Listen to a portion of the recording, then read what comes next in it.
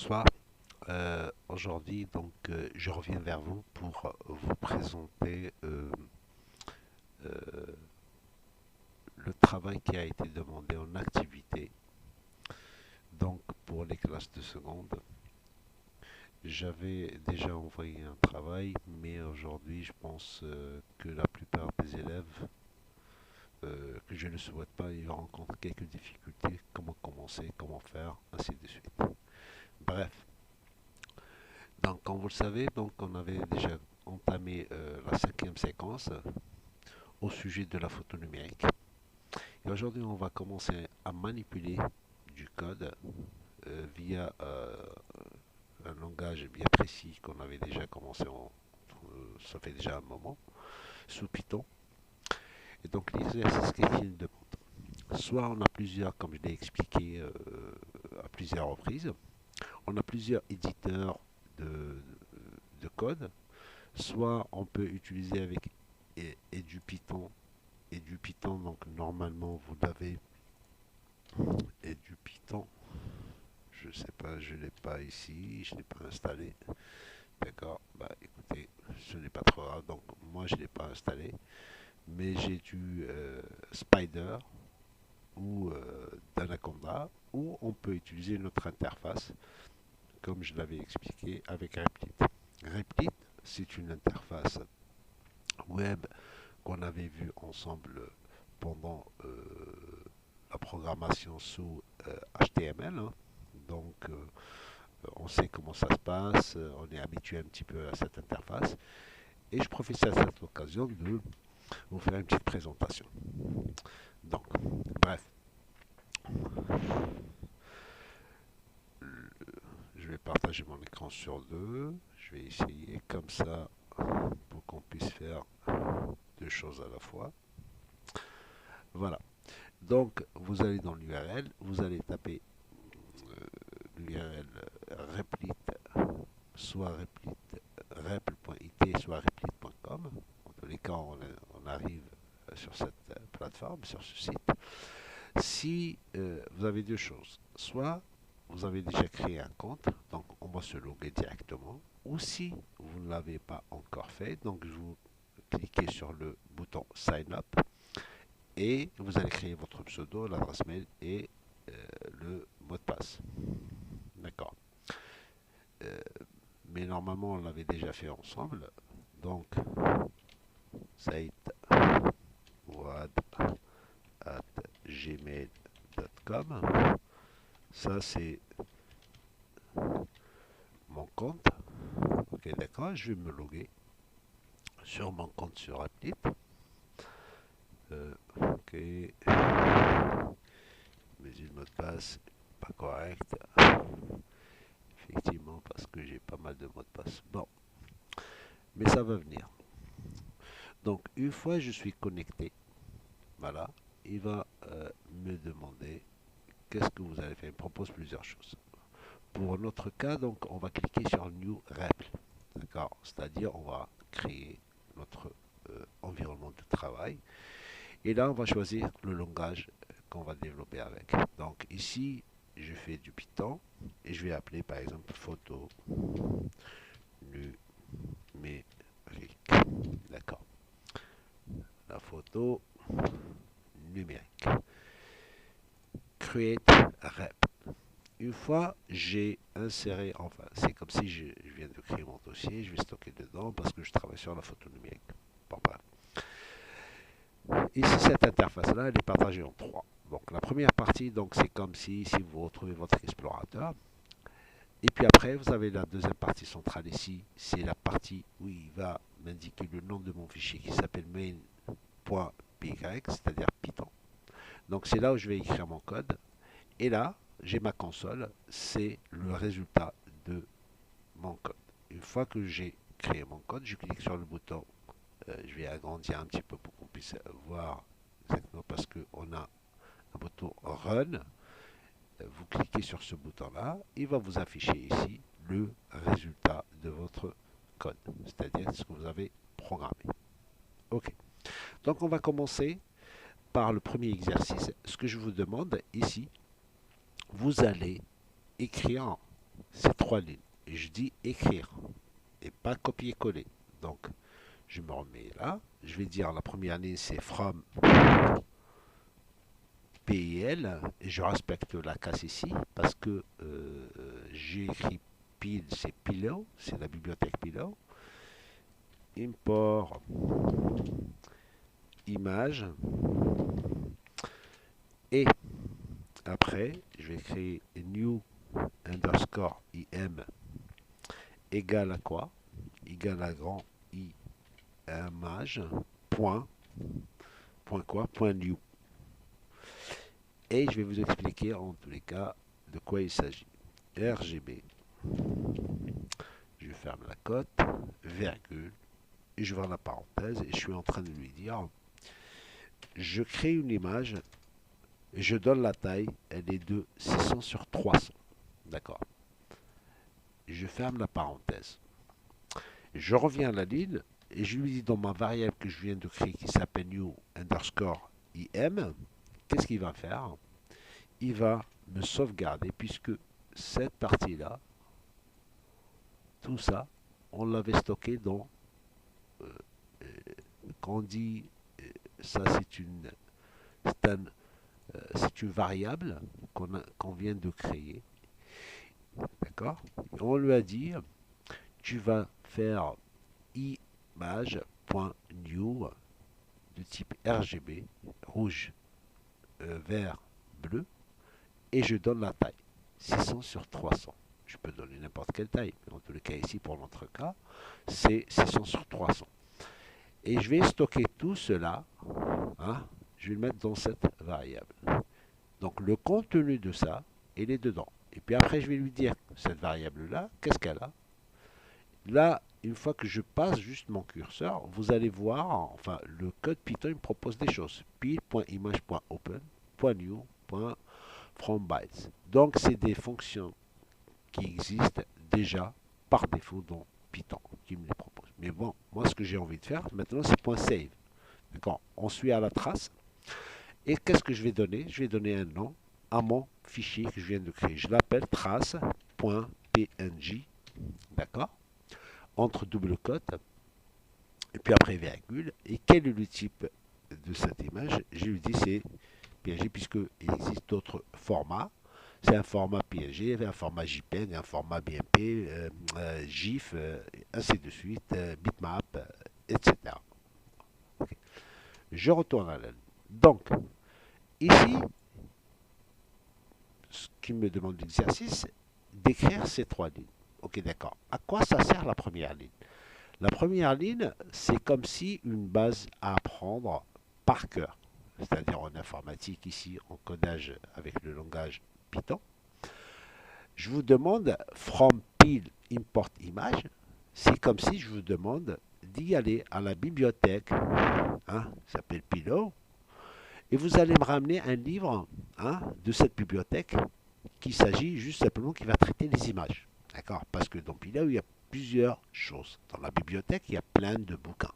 Hein? Je résume, je caricature. C'est juste pour simplement clarifier ce que je suis en train d'écrire comme code. Bon, une fois que je me suis présenté devant la bibliothèque, ok, d'accord, bonjour, ok, vous désirez, ben, est-ce que vous avez un bouquin qui s'appelle Image? Imaginez ici si je vais faire image comme ça, d'accord? Je vais, par contre, pile, je l'ai écrit avec P-I-L en majuscule. Image ici, donc j'ai retiré le I en majuscule, je l'ai écrit en minuscule. Ben écoutez, je vais exécuter mon code et je vais voir ce qu'il va me dire. Ok, d'accord. Eh bien, écoutez, vous allez voir, je vais agrandir un petit peu ma fenêtre et on va voir ensemble. Il me dit, ben écoutez, track dans main.py, donc dans mon fichier, la ligne 1, oui, ok, d'accord, qu'est-ce qu'elle a? Donc il y a un module, vous faites from pile import image, moi je ne reconnais pas ça. Donc image, il me met ici que lui, il n'arrive pas à reconnaître, enfin, il va vous dire, en fait, ce que vous m'avez demandé, je ne le reconnais pas, je ne le connais pas, je ne sais pas c'est quoi, qu'est-ce que vous allez me demander? Ah, ok, d'accord, parce qu'il n'existe pas dans ma bibliothèque. Eh bien, il faut le savoir comment l'écrire en fait, parce que eux, ils ont des choses qui existent dans leur bibliothèque, il faut le savoir comment l'appeler. Point. Donc c'est une notion évidente, il faut l'apprendre telle qu'elle. Il y en a pas mal. Ben, et vous voyez ici, à chaque fois, donc si je vais faire, attendez avant d'exécuter mon programme, j'aimerais bien vous expliquer la deuxième ligne. Et la deuxième ligne, je lui dis, donc tu vas stocker dans image, hein, ce petit livre enfin, qui est ce module-là qui va m'aider à traiter mon image. C'est une fonction, enfin c'est une méthode. Qu'est-ce que je suis en train de faire? Je fais image.new, .open, plein de choses. Et quand je mets juste mon curseur, je passe mon curseur sur new, et là il va m'expliquer qu'est-ce que je dois passer comme paramètre. C'est-à-dire vous allez lui dire, tu peux passer quel est le mode de cette image. Ici c'est RGB, hein, quel est le format. Hein. Donc le size, c'est quoi la taille? Et vous allez donner des couleurs à cette image. Est-ce qu'elle est noire et blanc? Est-ce qu'elle est en couleur? Et la base de couleurs ici, c'est rouge, vert et bleu.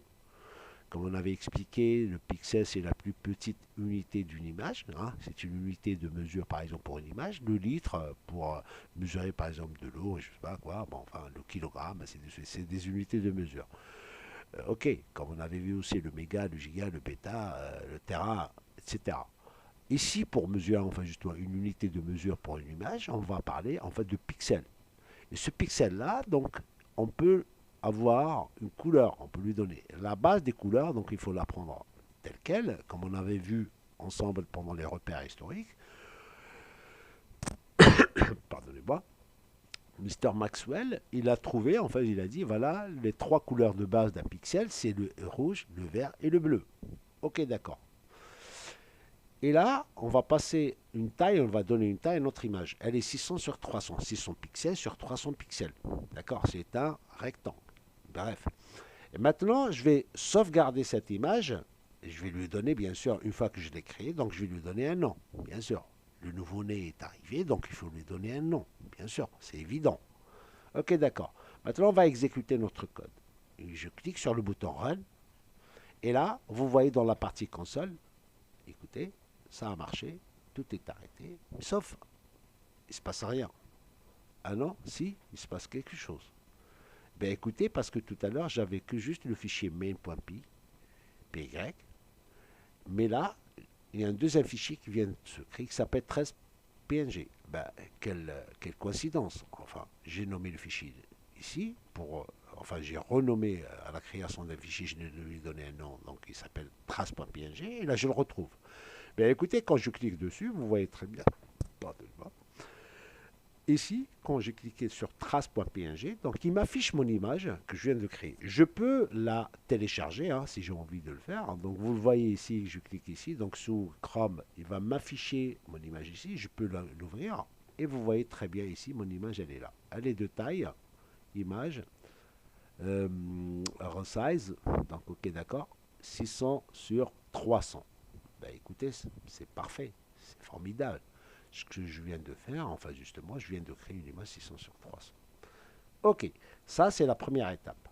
Donc, ma première étape de création d'image, ben, j'ai réussi à créer une image 600 sur 300. Ok, d'accord. Là, je vous demande justement de me préciser à quoi ça sert en fait justement image.new.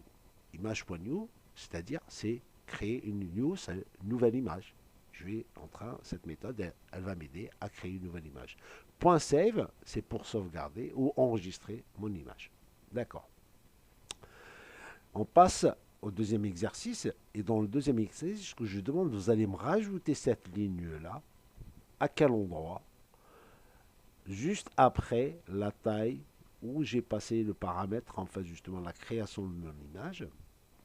Et donc, la ligne numéro 2. Qu'est-ce que je vais lui dire? Donc, new underscore im point put pixel. Et ça, put pixel, c'est une autre méthode. Hein. Enfin, ça va me permettre à chaque fois, c'est-à-dire d'ajouter un pixel, d'accord? À quel moment? Je vais passer le paramètre. Et là, elle va me dire, enfin, tu vas donner le X et le Y, hein, les coordonnées des abscisses. Donc, je vais lui dire, tu vas ajouter un pixel 300 sur 150, d'accord? C'est parfait.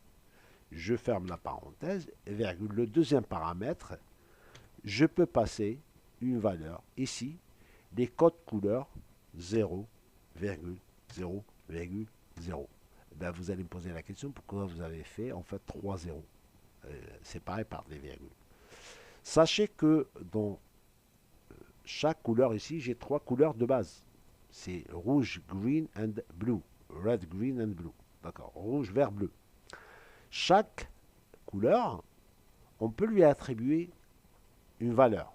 Et cette valeur, je vais le faire un peu plus loin.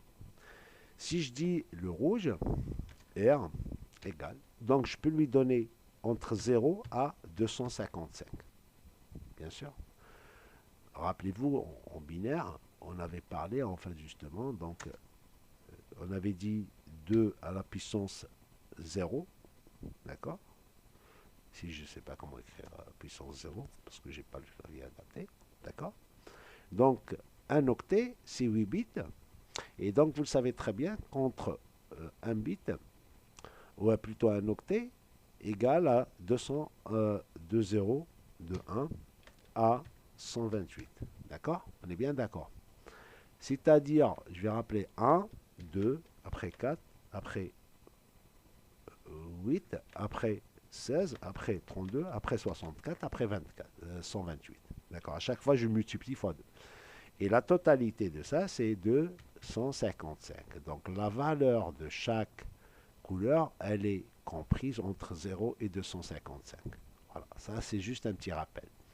Donc, maintenant, revenons à notre exemple.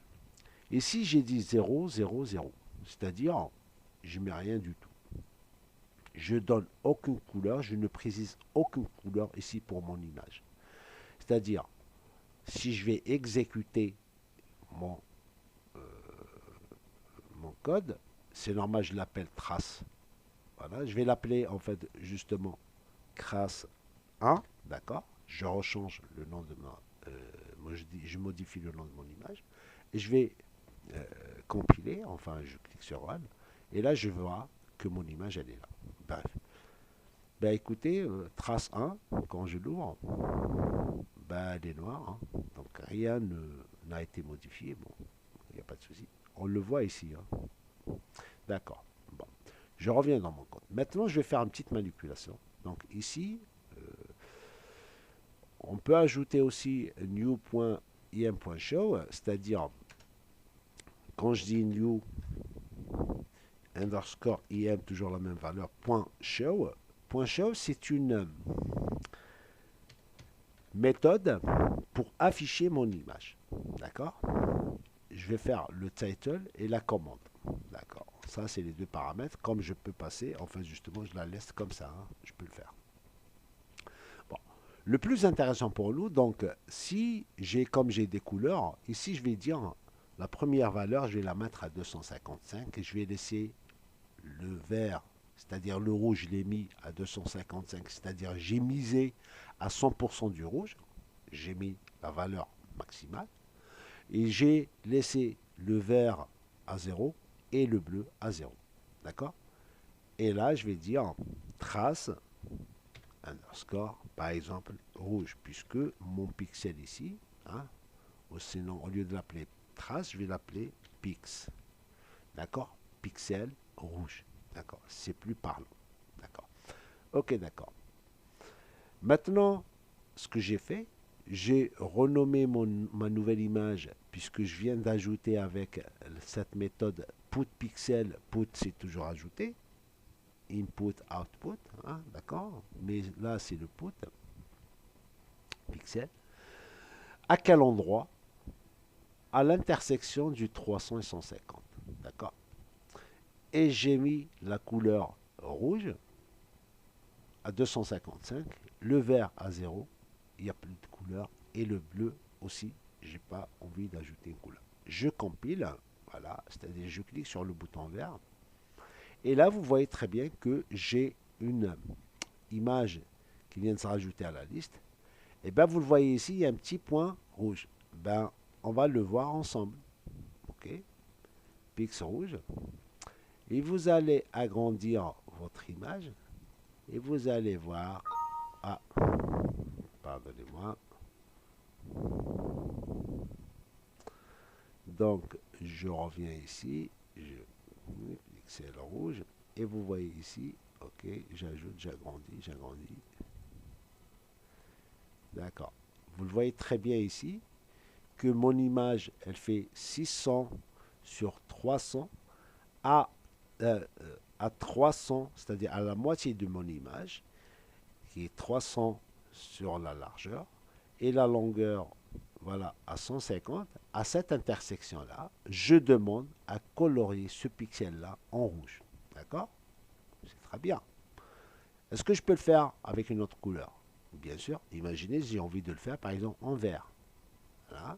Je change juste, voilà, au lieu que ça soit ici rouge, bah écoutez, c'est tout à fait normal pour que ça soit plus parlant. Donc je change mon pixel en vert, d'accord? Et je clique sur le bouton Run, et là je vais avoir pixfer.png. Ok, d'accord? Je download, j'ouvre, et vous voyez très bien ici, hein, vous le constatez par vous-même, que ici, j'ai un pixel, il n'y a pas de petit, il n'y a pas de grand, il y a un pixel, d'accord, de la couleur vert. D'accord. Donc, l'idée, c'est quoi? L'idée, c'est comment je peux agir et modifier à n'importe quel endroit de mon image la couleur de cette image que je viens de créer à la base 600 sur 300. Et j'ai dit à cet endroit-là, l'intersection entre 100 à 300, 300 sur 150. Pour la première fois, je l'ai fait noir pour que je puisse justement vous modifier. Et là, je peux le faire rouge, rouge.png. Et puis après, on verra bien par la suite comment évoluer notre code. Pour l'instant, je vais m'arrêter là. C'est juste la première partie qui va vous aider à comprendre ce code-là qu'on vient de voir ensemble, comment je peux créer une image, comment je peux ajouter un pixel à un endroit bien précis, et je dois renommer mon image comme je le veux.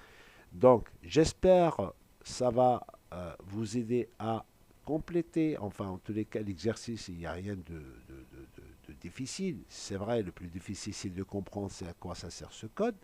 Mais une fois que vous êtes en train de pratiquer, vous allez voir le résultat devant vous. Et là, on peut y aller plus loin pour comprendre. D'accord. En tous les cas, moi, je vous laisse compléter cette partie-là. C'est la troisième partie. Hein, et elle est plus parlante. Une fois que vous allez faire, vous allez créer aussi un carré vert sur un fond noir avec la boucle for. Vous allez suivre les étapes, une step by step, pour arriver à la fin, pour finir votre exercice. Je vous dis merci beaucoup, à très bientôt, au revoir.